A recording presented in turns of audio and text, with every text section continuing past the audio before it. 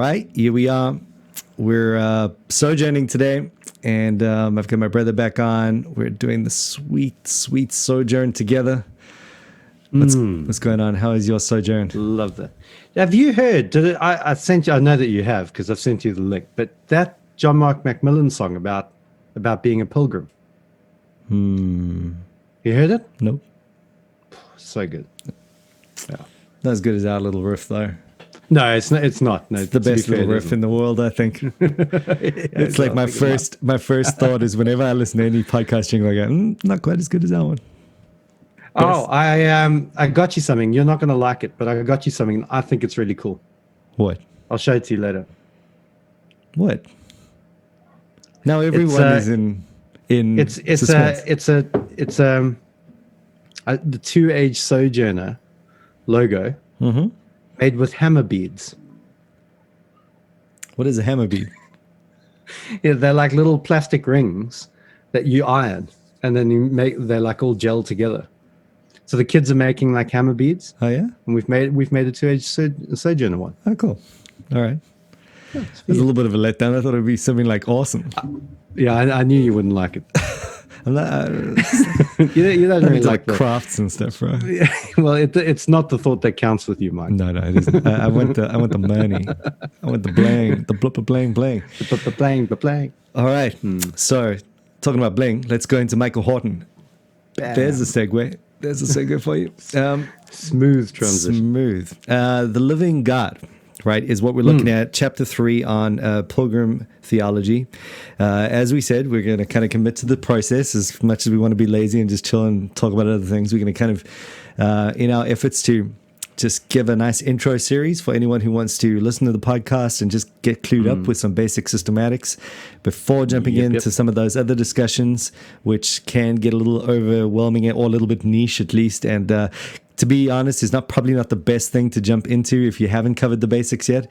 Just can't help that little pastoral instinct come through. I mean, I realize we put this thing out, and really it's kind of like the one little bit of freedom we had from pastoral ministry in that sense, in that we're just talking nerd, we're just talking shop, we're doing our thing, and we've decided to put it out there for anyone that's interested. But I have had a few moments where I've thought, people jumping in and kind of, just listening to things. And I don't want to sound like a snob. We don't want to come across that way, because the reality is anyone who's doing their thing is going to know stuff about things that they do all day, and it's going to come out as they talk shop. So it's not a elite thing or anything like that. I mean, anyone who knows what they're talking about will know that it's not an elite thing very clearly as they listen to us. But at the same time, it can seem that way. Like it's a little bit snobbish. Like here we are trying highfalutin ivory tower theology, and we don't want to do that. But so that's the wrestle. That's the do we want to turn this into another branch of pastoral ministry where we're kind of doing a typical series, which is a lot more systematic, a lot more concerned to take you through the ABCs of it all, or do we just want to keep it informal and a discussion oriented thing? So we've chosen the latter. We are just going to keep going because we both realize that probably if we load this thing up too much with any level of pressure, it's gonna be too much. We're just gonna give up. It's just not, and that's not good to anyone. And we'll probably keep talking anyway. So that's the thing. That'll happen anyway. So this is a way to just kind of blend the two. And usually when you blend two things, you get a horrible compromise that doesn't work for each thing. So that's probably what's going to happen here. And so, what are you looking at? Why are you getting distracted? Nothing. Look, I'm just self-conscious because I know that you don't like when the kids are noisy, and the kids were just. I had it on mute, but the kids came charging upstairs, chased each other around a little bit, and then went back downstairs. Dude, it's amateur hour in this place again. It's lockdown life, man. It's all part of lockdown life. All right. Well, anyway, so this is our effort to just try and move in that direction. And again, it's going to be a little bit messy. We're not trying to present a series or a lecture series at this point, but hopefully this will be a kind of good entry level discussion point. We might fail. It might fail. But you just got to get out there and fail, right? That's what we're doing. Yeah. Or it could Risk be a wonderful right. success. Isn't that what Daddy Piper said? Risk is right. What's that? Risk is right. Risk is right. Man. Risk is right. I nearly said something else that I would have regretted, so I'm just not going to say it. Just move on. See, that was a sign of maturity that just took place right there. Sanctification is real. All right. All right, the living God. Basically, what Horton does here is take us through, what you'd find in a theology proper, chapter 1, chapter 2. So it's fairly standard in that regard, just working through the attributes of God. I like the way he does it, though. I recommend you have a read through the chapter if you're interested. It's a good one. Thing that's great about the whole text is that it's written in a very engaging, almost a narrative. He just takes you through this big story essentially, which is the way that he's set it up, and he's purposely engaging. Systematic textbooks are often just quite dull at this point. They'll start listing. I mean, it's very ironic because we're talking about the living God, and I love the way he titled it too, by the way. And then you get to the attributes of God: attribute 1, attribute 1a, attribute 1a1. And it's just like, it's what are we doing? And so he keeps it alive and moves it through.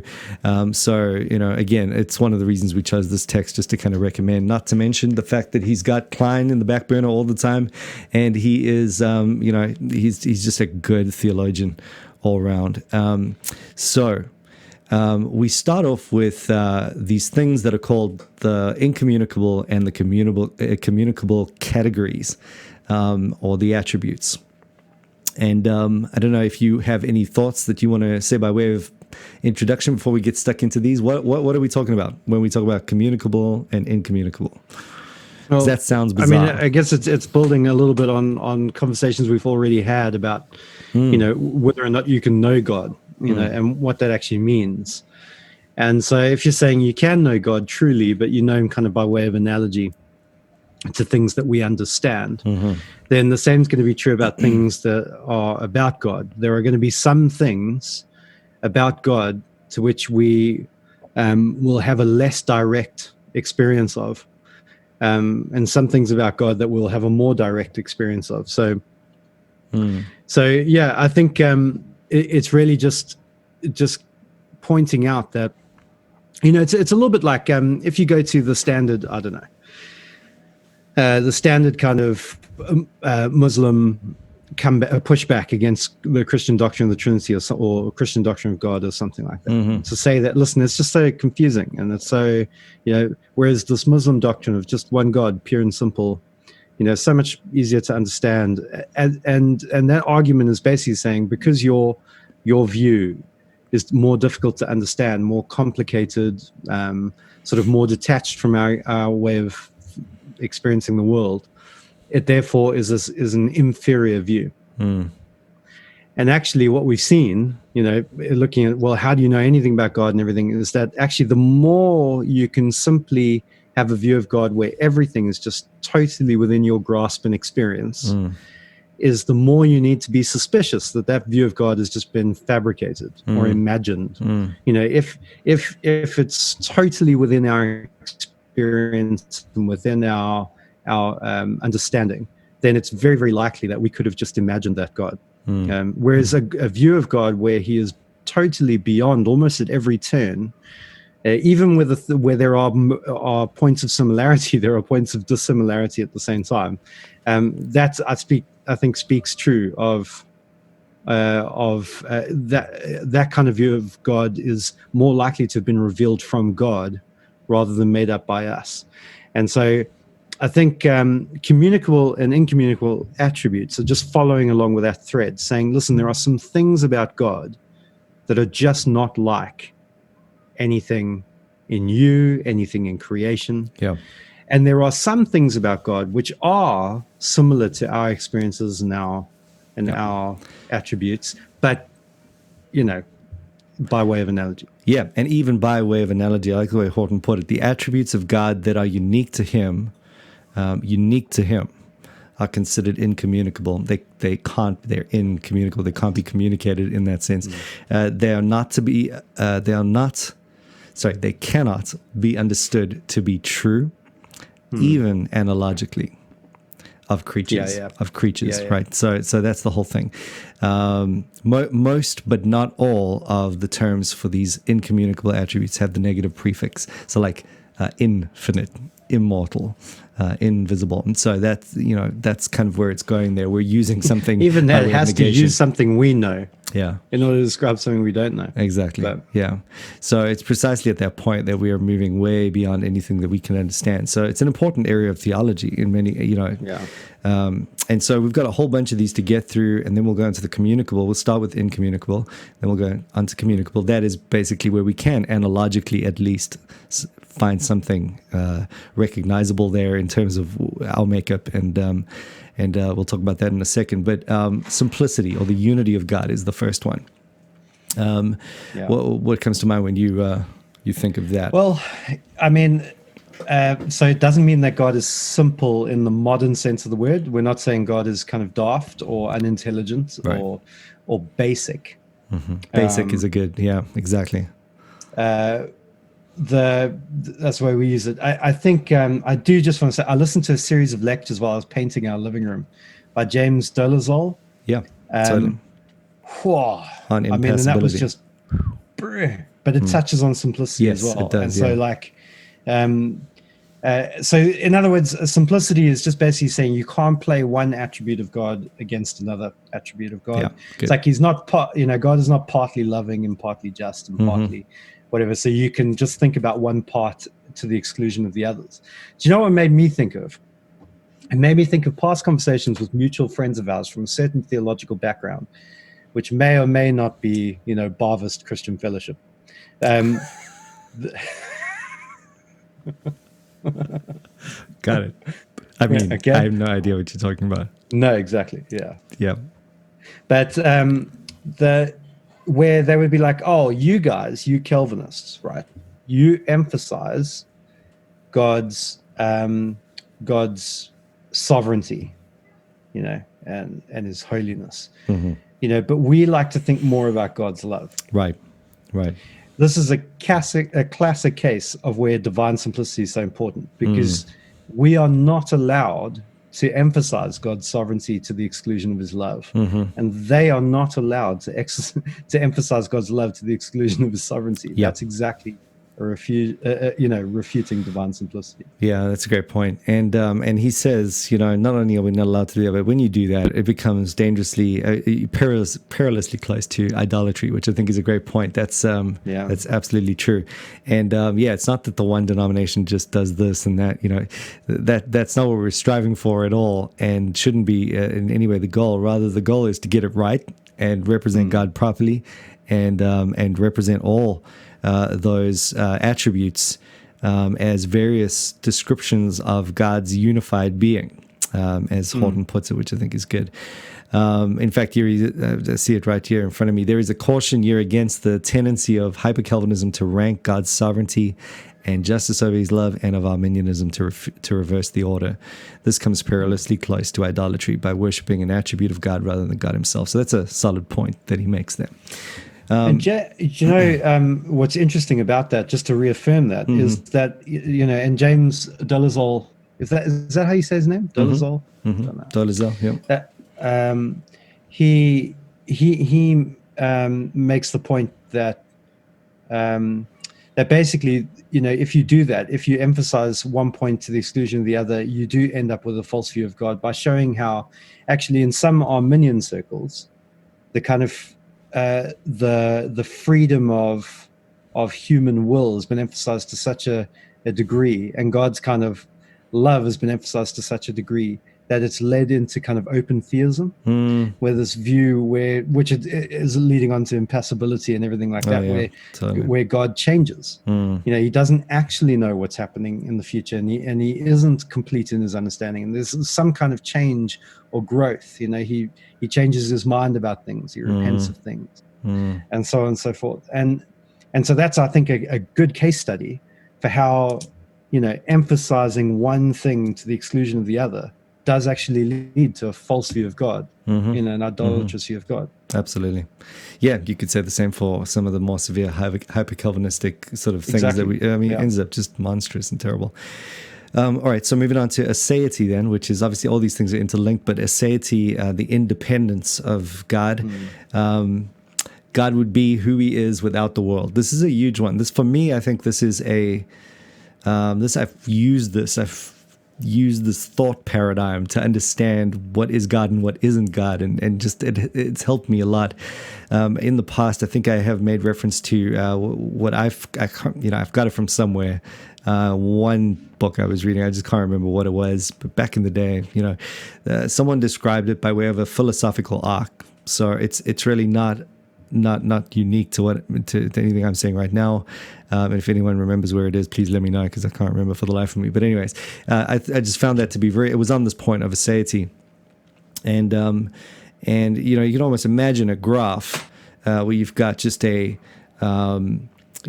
circle, which really represents not the world, but just creation, everything created, right?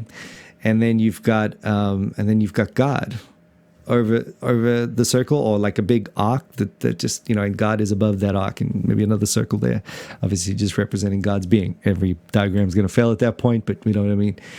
And the whole thing is, whenever you've got any of these attributes come into play, especially the incommunicable attributes, when you bring, simplicity is a great one. Actually, it's probably the best to look at this on. As soon as you say something is aseity, it's by definition, not aseity, but it's simple. As soon as it's self-reliant, as soon as, you say this entity is those things, they are by definition God. They move above the arc. But because you move them above the arc, there can only be one thing, right? Because it's simple. So you never be two. There can only be one.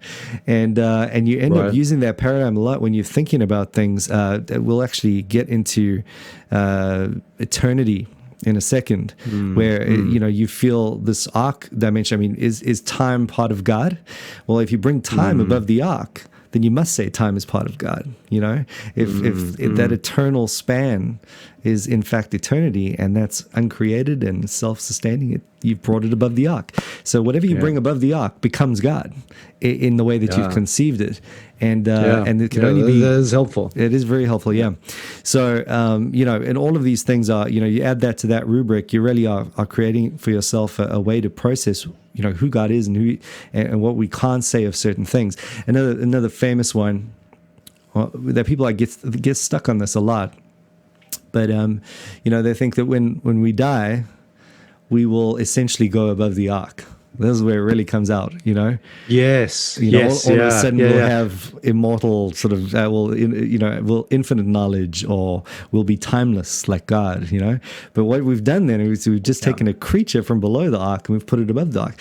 In heaven, we don't go above the ark. We're still created. Nothing. The angels, not even the glorious angels, ever go above the ark. It's like, have you ever had that conversation with people? I had one recently where someone's like, well, we're already in heaven. Oh. Have you ever had that one? No, I can't say that I have. Really? We're already in heaven. All the time, because in heaven we'll be outside of time, they say. Oh. So therefore, because we will go to heaven, we're in fact, from our heavenly point of view, already there. Oh, yeah. See, because that's exactly saying that when you die, you become outside of time like God. So if we're God already, we must be God now. Yeah, well, I mean, obviously they're just not thinking through in terms of, whether or not we in fact enter timelessness, or whether or not we in fact just enter everlasting life. Which is different. So I mean, we're halfway into the eternity discussion already. Right. So but it's all very related. It is linked up, because we're asking the question here: is God free from the created order? Is God self-sustaining above the created order? And if time is part of that, then that question comes into view. And we are saying, just to make sure we're getting the aseity point, he is free from creation, so that he can, as Bart put it, be for creation. We live, but only because God lives, and he is self-sustaining in that life.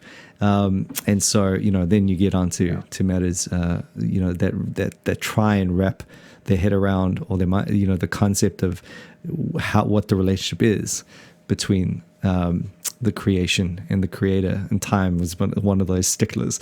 But the other one, just maybe to move in a little bit in sort of this order that he puts out, you've touched on it there. I just want to make sure we hit that one as well, the impassibility issue.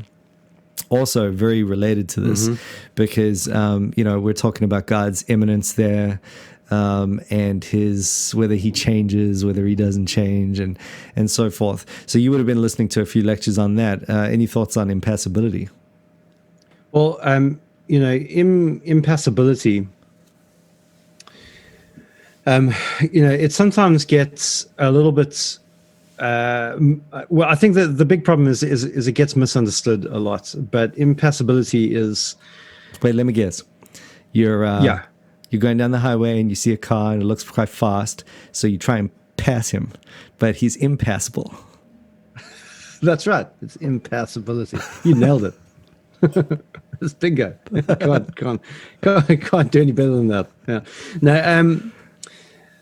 The whole idea of God doesn't change, because is it impassibility? I don't get this wrong, because the Reformed Baptists are going to get you, right? They'll come after you. Yeah, right? because it's interesting. It's interesting that basically, this Dolezal guy I keep mentioning, he's like he's basically like, he's a Reformed Baptist. Oh yeah, and he's like the leading scholar on kind of classical theism. For sure. So, look, at least I feel like I'm putting in my references. That's good. Yeah. Well, I mean, there was so much conundrum around this, with the Reformed Baptists. Wow, because they did literally write the book on this very recently, and Sam Renian, of course, has written something on it, as well, and just a more accessible sort of pastoral, well, I suppose, popular book.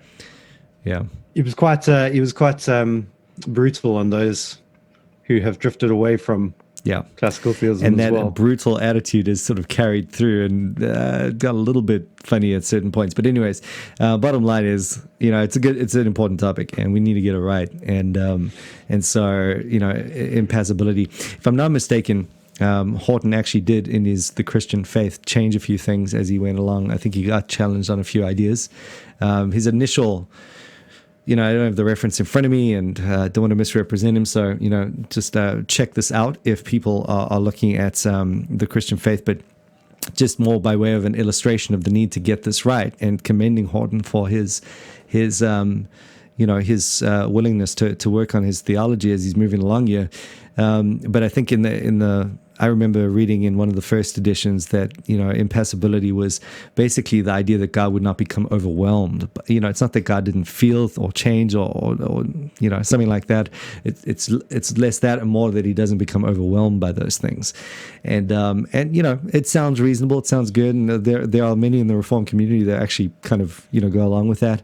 If I'm not mistaken, I think John Frame's kind of less along those lines. But all those guys, I think, and Horton at least has indicated that he's tightened up on that a little bit in the way that it's worded now. I can't remember offhand what it's like. We've got a different book in front of us.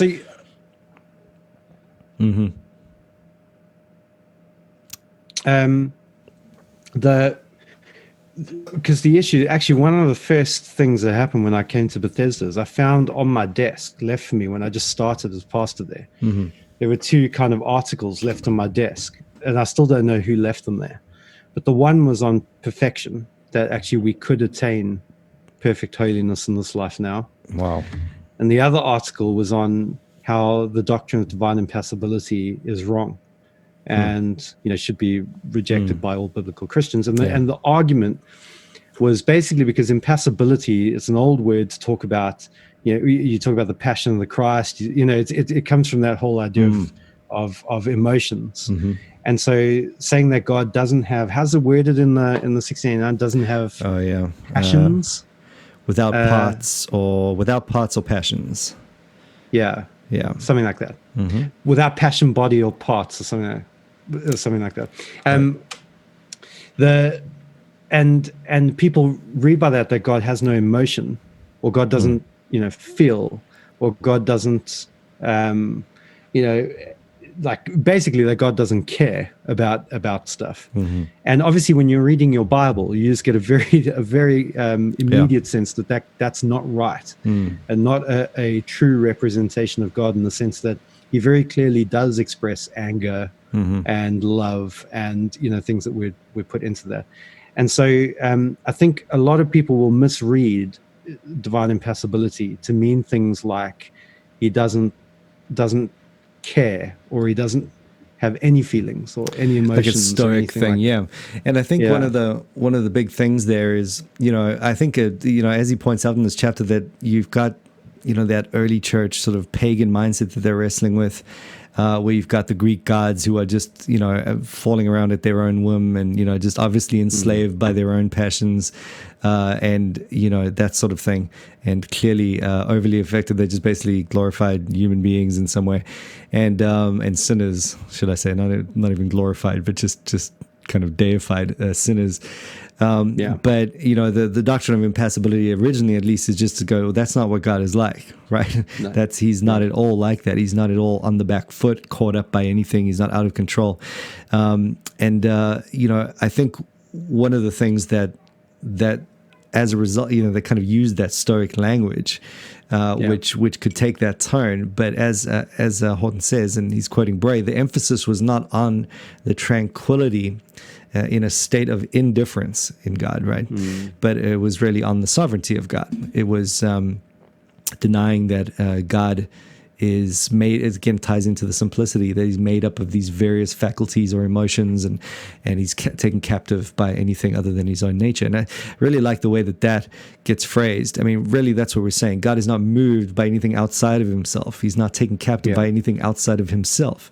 He is his own, he is the captain of his own ship in truth. He is always bound by his own nature, is another way to say it, but never by anything outside of himself. He's always the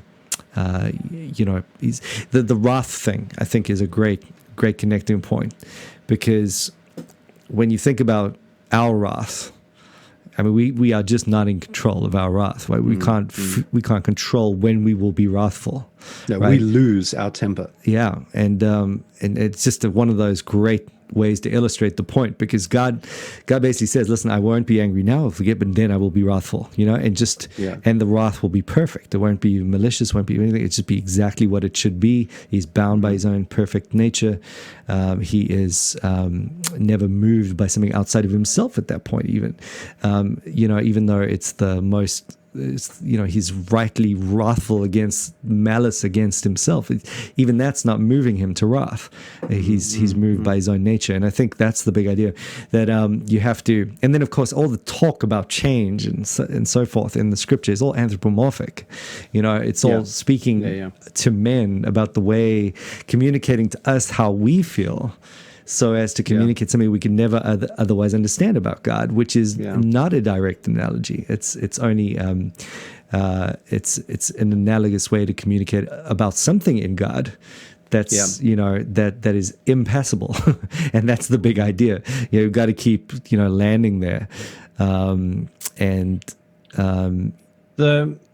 mean, and it's also just to say, because you might be reading through Old Testament passages, particularly in the early Old Testament narratives, where God finds them worshiping the golden calf, and it talks very much in terms of God's anger flaring up, and he's going to destroy them, but then Moses has to jump in and intervene, and those kinds of passages are used by open theists to say, aha, you see, look, here God is in fact about to change his mind about something. He's not acting impassively. He's overwhelmed with passion. He's gonna act to override something he'd previously decided. But again, these things are communicated to us, like you say, in ways that we can understand. So we simply would not understand, how God feels about sin, if we can only understand in terms of the kind of acts and behaviors that we kind of know. So we have to recognize that. But also, somebody has pointed out to me that when those moments take place, whenever God sort of acts like that, he only ever ends up doing the thing that he intends to do in the first place. So exactly. All of those passages only serve to show how God always does what he intends to do, what he said he will do. So his immutability, that he doesn't change his mind about things he's declared or decreed, is connected to that. So, I mean, and even just as simple as, showing, hey, God is wrathful, all right, or God is angry. Let's say, as you mentioned, some of those texts, and it brings it across in when we say anthropomorphic, we mean just in ways that are morphed according to anthropos, men, and where we're speaking in human terms, like Calvin put it, God speaking in baby language. I like that one. It's just like when you speak to your kid, you're not giving the full enchilada, but you're going, daddy's cross or something, and you're speaking in true terms. It's not a lie, but it's certainly not everything of its nuance that you could ever understand. And so, obviously, at an infinitely greater level, that's what's happening over here. But things like wrath and anger. When we see that anthropomorphic language used, it must communicate the true reality of God's wrath. It's a true thing in God. It's just that it doesn't communicate a passibility in God, which it would in a human being. And that's just really the disconnect right there. And we just have to constantly keep that in mind. And this is the good news, just by the by. If this doesn't happen this way, then how do our sins get placed upon Christ? How do there's no way that the good news can happen. There's no ways that we wouldn't be totally decimated already. If God was there would definitely be no assurance. No assurance. Because what's to stop something that you do from flaring up God's wrath? Exactly. And just causing him to undo, like, sure, I promised that I would do this in the gospel, forgive you and save you, but you've done something so bad now, or you've done the same thing again for so many times, I've just lost my temper and I'm going to condemn you, Exactly. So that's a big point. I mean, that drives it home. That's why this thing is important. Dolezal brings it home too. The eternity, we finally get to the immortality or omnipresence and I suppose you've got the immortality, what am I thinking? Infinity sort of aspect in time and place. And I think it's good the way he connects those two. We've mentioned that, there is a view called sempiternity or sempiternity. Yeah, that was interesting. And that is, I've come across that a few times. And basically that's the whole idea that you want to think in terms of time just being infinite, rather than being outside of time. And so there's not a point at which God can be outside of time because time itself is infinite. But that's where the ark comes in, and he doesn't mention it in the book, but I think it would help. Basically, you just bring time above the ark, and you don't want to do that. That's a creation thing. What he does do in the book is he says just think about time and space as one idea. And obviously you don't want to bring space above the ark. You don't want to say that God is the earth or everything he's created. So certainly isn't that another divine incommunicable attribute, the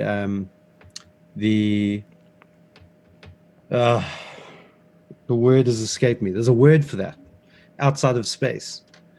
What?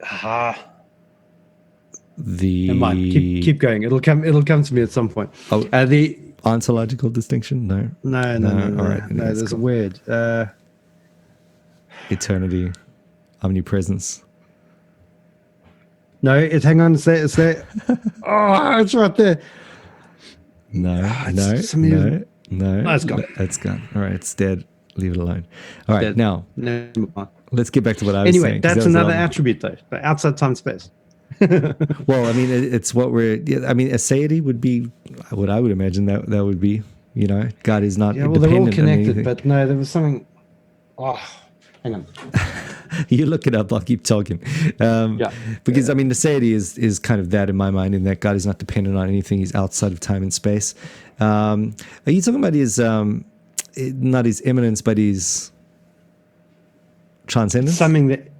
Yeah, well, it is kind of transcendent, but there's another word that I'm stuck on. But it's like that idea. But come on, we should turn this into a book.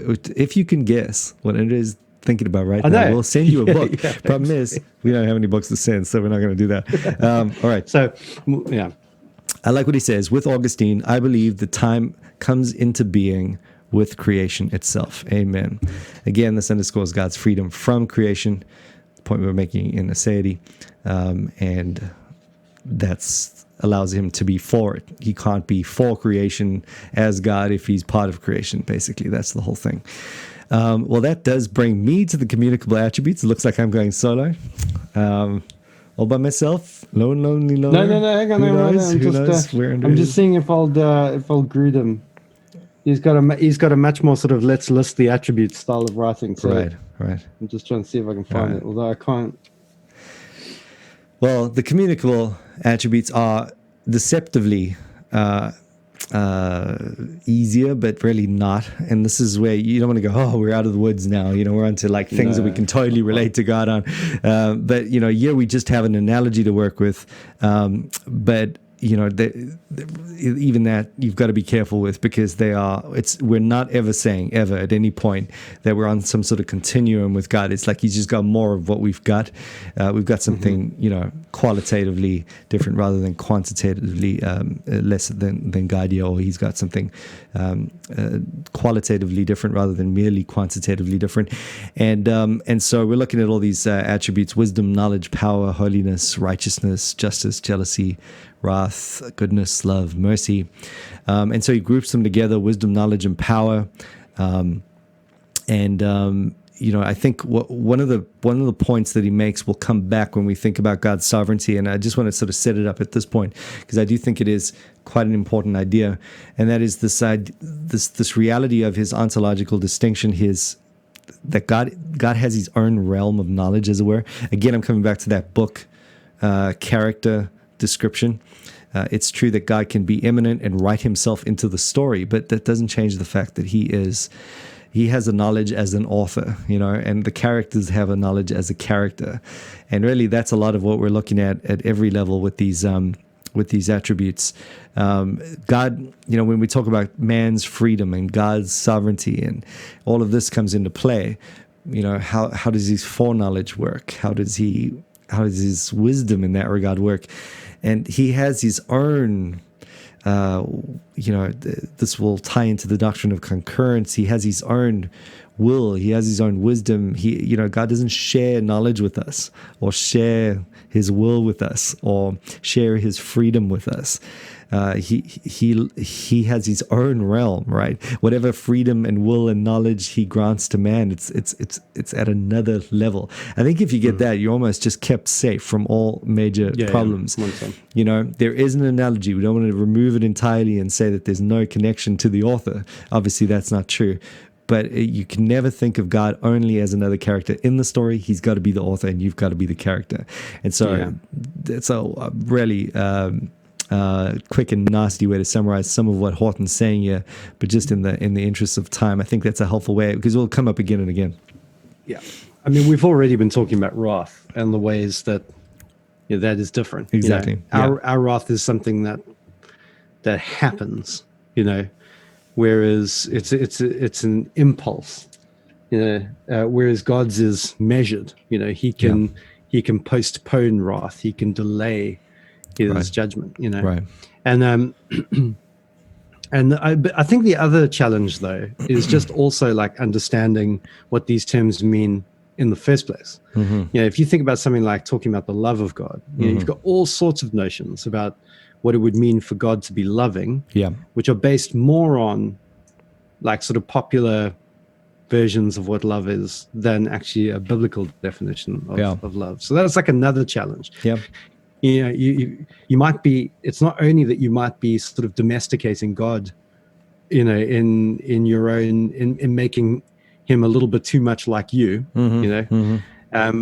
but it's also that you might just be working on a wrong definition in the first place, and therefore just projecting that false version of love onto God, in a sense as well. So at least with something like eternity, it's in one sense you're always dealing with something that's not like you. So at least it's harder to blur that distinction. Exactly. But when it comes to the things that are communicable, you can so easily project wrong understandings back onto God and say, actually, this you have to be more careful now. Exactly. That was kind of what I was trying to get at. Absolutely. Yeah. I mean, that's why I think the definitive thing here is the creator-creature distinction.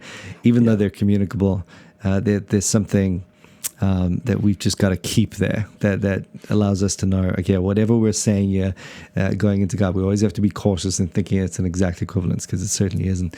So, you mentioned love, and oh my goodness, wow, we can imagine all manner of perversions being read onto God there, because we've got some pretty sick and twisted versions of love going on in our own minds. But, even down the line, as Christians, it takes a while to get hold of this love thing. And really, where do we see all that communicated? That's the cross. That's, as we say, where justice and mercy meet. That's love, that's goodness, that's wrath. It helps us to understand that you can't have one without the other. If we've got a version of love in our minds that says you could never have wrath, which is like 90% of the landscape of Christianity today, that goes, love means you can't be wrathful. Therefore, if God is loving, there is no wrath in hell.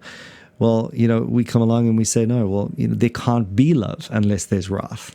The cross proves it. And we can find analogies, again, to show why that would be the case. I mean, if you are, you see someone that you love, let's say, a family member or a child or mom or dad or whatever, being beaten up in an alley by some, guy who's mugging them. If you don't feel wrath at that point, there's something wrong with you. And, that's a good way to connect how love must produce wrath at that level. But of course, there again, we're just meddling around in human analogies. But the point being that these things are connected, and they are qualitatively, qualitatively different. Don't want to get that wrong. Qualitatively different from the way that we experience them. I think you can say there's a quantitative difference if Ooh. I know you're not going to agree with this, but if you're saying that the quantitative thing comes in to describe the difference between the extent of the qualitative difference. So in other words, God is qualitatively different to us in the sense that he's a different being, right? And the gap between his kind of being and our kind of being is qualitative. Well, you should just use the word quantitative then, is what I would say. Well, I'm saying you can use the word qualitative in a non-heretical way. That was as helpful as Pelagius's contribution to the realm of soteriology. No, Pelagius was a heretic. The point I'm trying to make is that you can use it in a non-heretical way. It may not be the most helpful way of putting it. I affirm everything Pelagius said except mean what Augustine meant. I just think there's a reason why, theologians will talk about both. So it's not, why we use language of kind of, it's not merely qualitative. No, not merely quantitative, but qualitative. Is that actually? I think one of the things about the quantitative deal is that it actually frees you up to use qualitative language.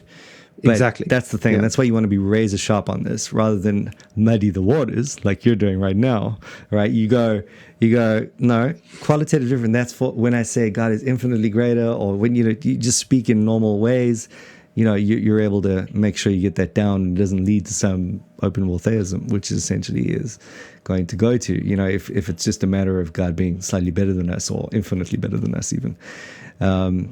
Just on that ladder scheme, it's got to be a difference. It's got to be, for me, the big analogy or the big illustration is the author and the characters in the story. It just helps for me. It's like you can't mess it up that way. There's no ways that the character, they might be like the author, you know what I mean? Like there might be something going on in that character that represents the author, but man, at the very best, that character is just never going to be the person that's writing that book. It's a two-dimensional, it's not even a thing. It's like just, on the page, whereas you got this living being writing the book, so that's just a helpful way to get it. There's a absolute gap. There's at a that fiction point. Fact distinction. Yeah. So and then you can be free to say, well, look how similar this character is to the author. Cool. Well, that takes us to the end of Horton's thing, and we'll carry on next time with the Trinity. Ooh, that's a small topic. We should be able to hit that no problem.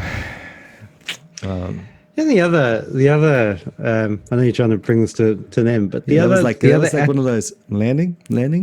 Oh, yeah, we got turbulence. Sorry. There's a goat in the runway. Got to pull it up. The holiness thing, I think, is another one that needs some careful definition. When we talk about holiness, we actually jumped over that. It's so true. Like, I just think that we can have at certain points in the church a very sort of fundamentalist view of holiness.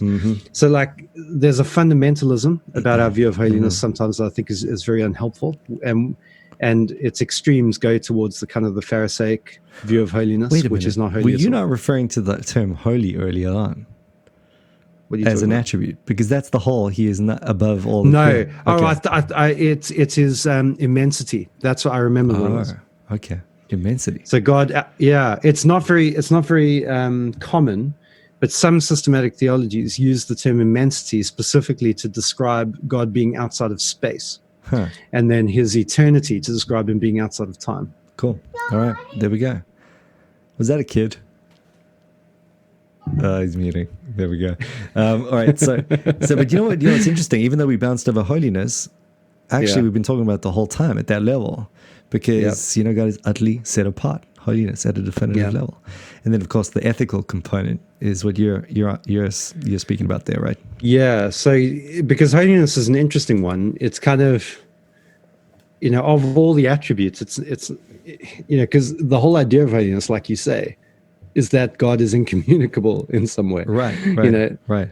But then there is obviously a right use of holiness, but it's just not in the same sense. So our holiness very much derives from God, whereas his holiness, derives from himself. So and then you have the aseity component again. And that's actually an important one when you're thinking about debates with people. Where do moral standards come from? Basically, we're saying that all of our morality comes out of this constituent being of God. That's where the law comes from, and and that's why we can have morality to begin with. There is no such thing unless God is God and outside of time and ethically who he is as his own person in his own being, as his own triune person, and we'll get there. It's difficult water. We're straying. All right, cool. I'm gonna land this plane before we say something heretical, which would suck. If we haven't already. At which point, I once heard one podcast give the disclaimer saying, "Listen, I'm not trying to say anything heretical. I'm in full support of all of the, classical doctrines and whatever. Yeah. And so if I do accidentally say something, just know that was not intentional, and that I am not disagreeing or correcting the creeds in any way. No, I'm in fact affirming what's orthodox." It's a difficult part to teach you. I remember teaching a whole bunch of lectures on this, and you had to be careful. Usually I kind of freestyle a little bit, and I just sort of ran with my notes, and I kind of feel like I've got to control over it, but you just want to be so careful in what you say, because you realize if you go wrong, so to talk through it in a conversational way is a difficult thing. But the bottom line is, we should also be able to work through this at this kind of messy level and just be able to chat it through. In fact, we need to be able to talk more about this stuff, because this is theology. Yeah, and I don't think, like, if anyone's being put off by, this sounds very sort of technical, and I don't want to have to be so guarded when I'm thinking and talking about God. Well, two things to say. One is there is a rightness to being guarded in your talking about God. That's perfectly appropriate, actually. Great, yeah.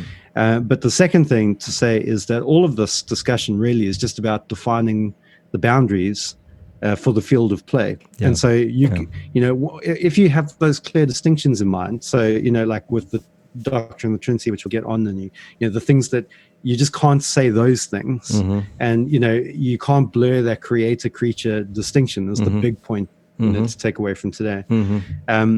Then as long as you got that idea in your mind, actually there is room to play. There's room to think and express and praise God freely, and not when you're praying to have to worry about the kind of language you're using. You just got to define the boundaries, and then the field of play is there to enjoy. Absolutely, for sure. Great. And it's a whole case there for confessions and those sorts of things. Good. Well, let's leave it at that. It's a great point to end on. Thanks, bro. Appreciate it. And hey, we will play out. Are you ready? I'm ready. Play out's not working. Okay, now I really mean it. We're gonna play out.